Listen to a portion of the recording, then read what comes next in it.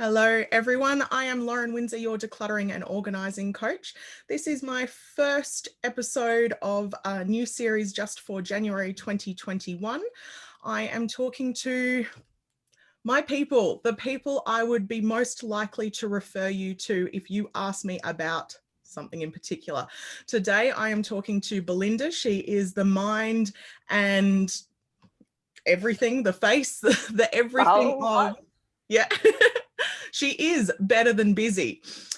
Belinda is a business strategist and she is the best friend a girl in business could have. Belinda has been my coach for nearly a year through all the chaos that was 2020. And I have asked her to be my first guest in this series to talk to you about what she does, because if you were telling me that you were struggling in business in any way or wanting to start a business, I would say, I have a girl, I know a girl, and this is her. So Belinda, welcome. Thank you so much for being my first guest. I'm really excited to have you here. Thank you for having me. I'm excited to do this. Yay. All right, so let's get started. Belinda, I want you to just tell us a little bit about yourself, what you do and why. Yeah, so as Lauren said, I'm a business strategist and I really help women to grow their income in a way that feels good for them, so that, business can be fun, it can be flexible, and it can still make really good money. It's, for me, the whole flexibility and working in a way that feels good for us is the really important thing. So I'm a recovering doer of all things and overachiever and yes girl. I was a corporate lawyer in my 20s, quite a successful corporate lawyer. I was, an associate in a law firm by the time I was about 25 or 26. Worked 50, 60 hours a week all the way through my 20s. Did my MBA somehow in there around working all of them. And, so I was kind of obsessed with the outside version of success. I had it all. And after my second baby, I had severe postnatal depression. And as dreadful as that was, it was the thing that made me start to question that whole outward version of success thing, and having this sort of success where you're just running everywhere and doing everything, and it actually doesn't feel that great. So that's kind of what led me here. Like I have the MBA because I'm a total business dork. Like, never mention to me that you have a business, because I will ask you really nerdy questions about everything. And I really wanted to bring that, my business strategy is not just a job for me. It's a thing. And I really love bringing that, like that love of business strategy into that love of mindfulness and carving out this life that we actually want to have. So that's kind of what led me here. I love it. I love it so much. So obviously very, very successful in everything that you've done, but I suppose a big struggle for you has been sort of clearing out some of that. Yeah. Must do. We've talked about that a lot. Yes. I think we might come back to that. I want to also ask, so your industry, you're in business for business, really, aren't you? Yeah. For other business, women in particular, mostly. And what would you say is the biggest misconception for your industry? Yeah, so for me, it's that there's kind of what worked for someone else will work for you. We have, and particularly, I work with a lot of online businesses, and there's so much of this whole, here's my 7-step formula to creating a 6-figure business. And I just think it's fundamentally flawed. I always say that, McDonald's and mum and dad hamburger shop down the road, they don't have the same business strategy because they want different things. They have different resources. There is no one size fits all. And honestly, like the idea that you can just take what someone else did and plonk it on your business and assume that it's going to work and assume you'll get the same results is just fundamentally flawed. And if it does work, I basically wasted 4 years and $30,000 doing an MBA because I could have just done old mate's course for $2,000. So perhaps I'm biased, but I really believe it's fundamentally flawed. I'm totally with you there. As you know, that is like the main reason I started working with you. And for those of you who don't know, started working with Belinda just because I was sick of the, the 6-step or the 7-step or the, do it this way, this. I wanted something that was just going to work with how I work. There is no one size fits all. We teach the same thing. Right. I know. This is what I love about our work, Lauren, is we teach the same thing in different spaces. It really is. The other thing I would say is like so much of that 12-step formula, like particularly most of my clients are mums. And we have a lot of different demands on our day. So me, for example, I still do work 4 days a week in a high-level government job. My kids are 6 and 8. I'm like the primary person. I pick them up from school, I drop them off. So I do like 1.5 days a week in my business. So the thought that I could do what other people do to create a successful business is there's just no way that I could squeeze that into what I have available. And it's really important to me that we all see that, different goals have different ways of achieving them. And, we get to choose. There's nothing wrong with having a different goal to someone else. My goal is not to have 6 figures overnight, and that's okay. So I think that that's really, we need to remember that it's different for us, and that's okay. Yeah. And coming at it with that attitude of it's okay to like work with what we've got or work towards a different goal.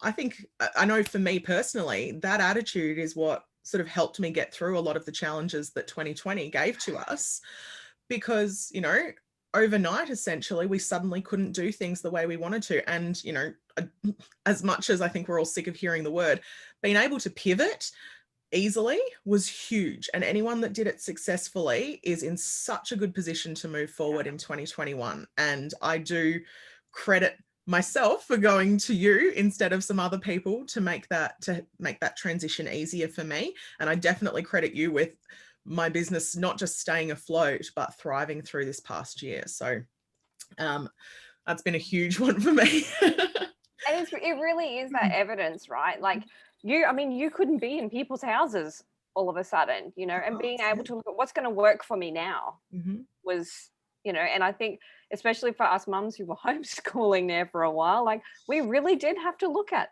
what's going to work for me now.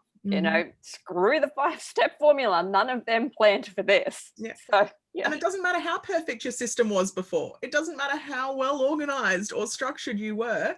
Yeah. It hit the fan. It did. Hard and fast. Yes, really. So sort of on that note, what would you like to tell a woman who's looking to get into business or to focus more on her business strategy in 2021? Yeah, I think one of the really big things, and where I start with basically all of my clients, is looking at what do you actually want your business to look like and why? Because it's so easy to kind of, especially, in the online space, we see so much about this whole 6-figure business. Like that's kind of the holy grail. And I there's a lot of people out there who say, if you're not making 6 figures, you've got a hobby or you've got a part-time job. And that just makes me livid because my lovely husband is, he's a storeman. He doesn't make anywhere near 6 figures. And that's not a hobby. Like you tell him that's a hobby, he's going to have something to say to you.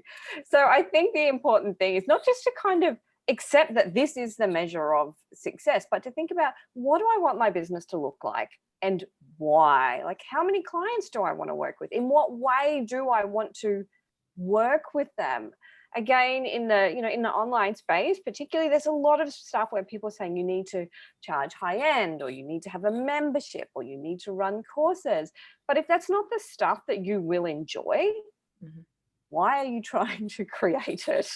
Like so I think that's always my starting point. When I bring on new clients, we talk a lot about, well, what do you actually want your business to look like and why? Is it flexibility? Is it wealth? And if you want wealth, that's okay. But just know that that's what you want and why you want it. That's, there's no qualms with wanting wealth or wanting flexibility or wanting anything else, but just own it for the purpose that you actually want it rather than because someone else told you that that's what success looks like. Yeah. And if you know the real why, there's probably an easier way to do it. Yeah. Like if Yeah, your goal is absolutely. wealth, or if your goal is reaching as many people as possible, or if your goal is just getting your message out there, each one of those, there's going to be an easier way to get to it than a stock standard formula. Yeah. Yeah, for sure.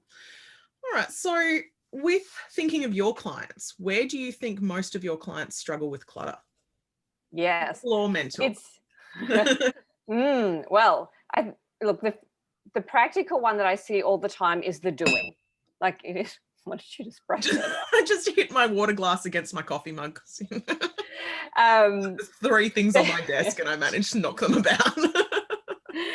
I think the biggest thing I see is the doing. Like it is that, like a lot of the people who come to see me, they have kind of taken that this is how you have to get there, and they feel like they have to tick all of these boxes, and their business has to look a certain way. So what I end up doing with a lot of my clients is just peeling that right back. Like I don't think I've ever had a client come to work with me who was ended up doing more work than previously. It's pretty much always, I do a lot less now. Yeah. So for them, a lot of it is the doing, but there's some mental clutter that goes with that as well. And that there always is, right? And that's the old kind of, you kind of have to work hard, right? Like that's basically what it is. Like success comes from hard work. And you were saying what some of my stuff, can I tell you? That's one of mine. Like I was a successful lawyer and I worked damn hard to get there. So like that whole hard work equals success, and success equals money in the bank, nice house, fancy car. They're kind of the two things. Whereas, if we can pull all of that back, we can just simplify it. Yeah. Cut it out. Nice. So would you consider yourself naturally organized? You know the answer to this one. It is a big fat no. Like seriously, the biggest, fattest no that you have ever seen. I'm not organized in my house. There's crap everywhere. I am the mum who regularly forgets that it's free dress day, it's cookie day, it's God knows what else day. I am not naturally organized. Lauren has helped me to accept that this is not necessarily a bad thing. I have other strengths, and I can learn to work with what I've got.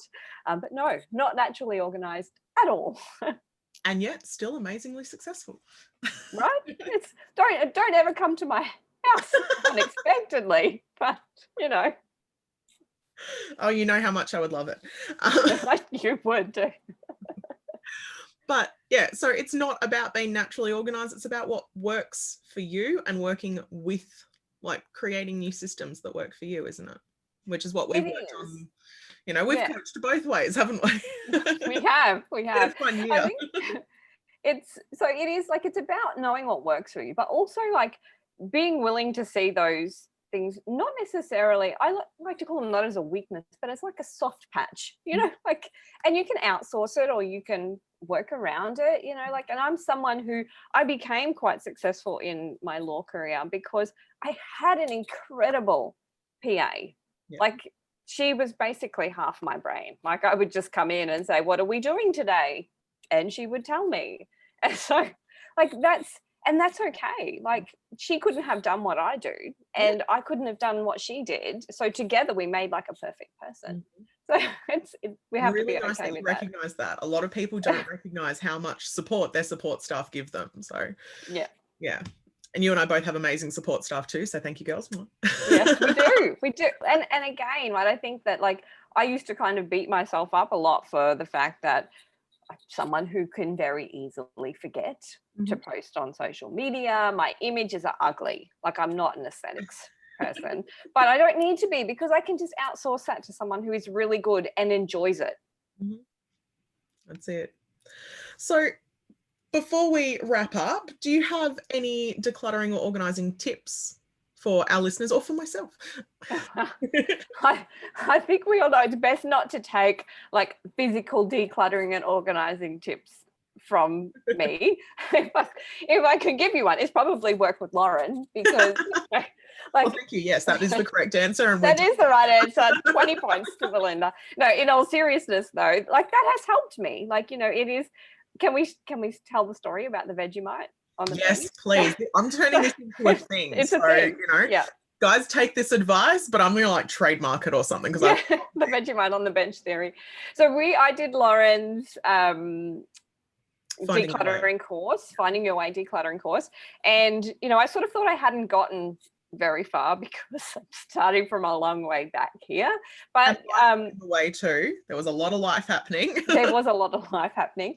But one of the things that happened was I started to kind of just, I was gradually cleaning up my desk. Yes, I'm so disorganized that it took a 4-week course for me to declutter my desk. I'm okay with that. But one of the things that happened was I started to just put things away a little bit more as I went, generally. And it got to the point where I realized that, the Vegemite was always left on the kitchen bench every morning after I made the school lunches and the toast and stuff. And I started to notice the damn Vegemite every day. And so now the Vegemite goes, it's like a thing I check, is the Vegemite in the cupboard? And the Vegemite goes in the cupboard every day. So it's like you can start that small. Yeah. Right? Like it's like because once you notice it, it's like, and you go to put the Vegemite away and it's like, oh, look, the peanut butter is there as well. Put them both away. It's not, I need to clean the whole kitchen. It's that one thing needs to go in that one spot, and it makes it so much easier and simpler. And it's similar to what you teach. You don't have to completely overhaul everything. Just, get on the platform that you use and do the one thing. 15 minutes on Instagram or one live or whatever it is, do the one thing. Simple. Yeah. But if I could choose something in my field, that's a good decluttering tip. It's simply to be willing to say no, like be willing to go against the trend. I was doing a discovery call with someone not long ago, and she said to me, do you have a membership program? I think I would love to be in a membership program that you run. And my answer was like, great, thanks for the feedback. It's not something that I'm really looking to put on my list of services right now, because it's not something that lights me up. Like, I'm excited. Lauren's done a lot of calls with me. I'm excited when I talk to my clients one-on-one, like level 10 geek over here. And you're the best cheerleader. Like, you are such the best cheerleader. One tiny thing is not working for me, and you're like, but hang on, you did this and this and this. Isn't that amazing? Look at what awesome. So I look forward to client calls. For me, the idea of, and I get excited about signing new clients, not just because I make money, because I'm like level 10 excited about what's going on in your business here. I don't get that same feeling when I talk about running a membership. Like, the thought of running a membership, it's like, okay, yep, that could make me some money. That's great. And so I just say no. And I think that's my biggest decluttering tip. I heard someone say, if it's not a hell yes, it's a hell no. And that's kind of how I roll. Like, it's not, and not necessarily because something is scary, but because it just doesn't excite me. It's like, well, why do it? I love that. I see that in my work too, but I like that phrasing. If it's not a hell yes, it's a hell no. Excellent. So cool. I can't take credit for it, but I like it. It's all right. Quote unknown. I don't know. Yeah. Thank you so much for joining me, Belinda. This was so much fun. It always is fun. And now we get to share one of our chats with the world. That's so cool. So anyone who would like to get in contact with Belinda, I will be sharing where you've watched this video. There will be some contacts for her, but Belinda's business is called Better Than Busy. You can find her on Instagram and Facebook. I think your main hangouts at the moment. Belinda has an amazing group for women in business called Your Business Your Way.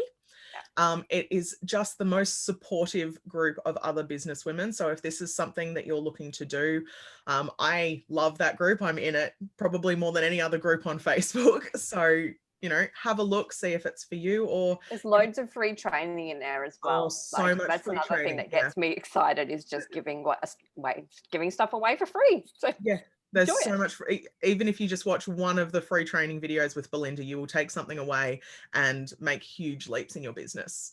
So check Belinda out anywhere you like. Send either of us a message if you have any questions, and I'll see Belinda in my coaching session next week, and I will talk to you guys in our next episode. Thank you, Lauren. Bye.